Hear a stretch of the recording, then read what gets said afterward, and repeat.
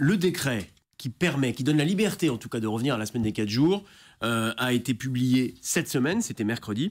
En clair, chaque commune aura désormais la liberté d'adopter le dispositif qu'elle souhaite, 4 jours ou 4 jours et demi. Mais au fond, vous, monsieur le ministre de l'Éducation nationale, qui avez planché sur ce sujet, quelle est votre conviction, votre intime conviction ?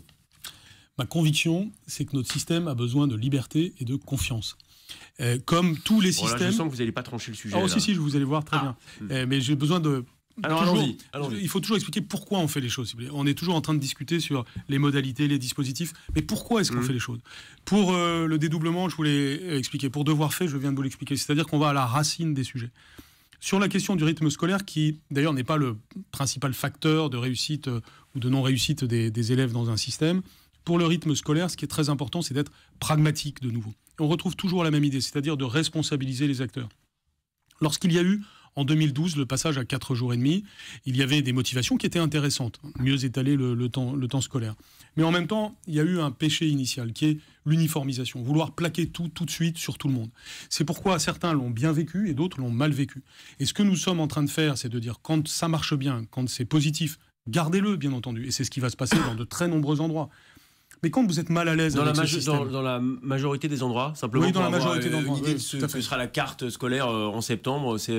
Oui, alors, 4 jours et demi reste la norme. 4 jours et demi va rester la norme pour la rentrée prochaine, mais nous avons ouvert une liberté. Et alors, comme trop souvent malheureusement, ouvrir une liberté crée de la peur.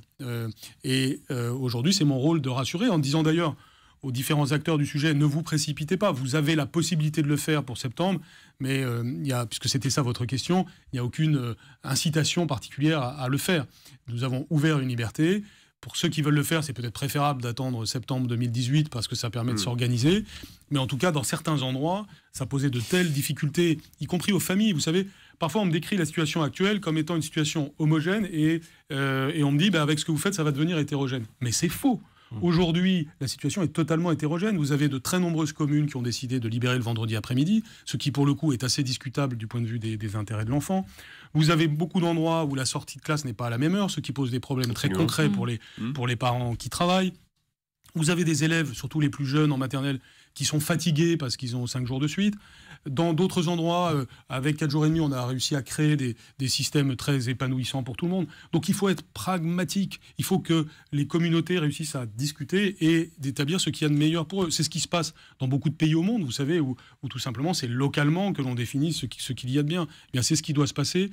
Je ne souhaite pas des grands bouleversements sur ce sujet. Je souhaite au contraire la décrispation. La crispation, c'est ce que j'ai trouvé. La situation était très crispée. Il y a du travail pour décrisper. Vous savez, on entend souvent sur vos antennes des gens qui ne sont pas contents de ce genre de mesures qu'on a prises. Mais en réalité, nous voyons très bien qu'il y a énormément de satisfaction autour de ce que nous venons de faire parce que tout simplement, on desserre l'étau, on permet aux gens de s'organiser.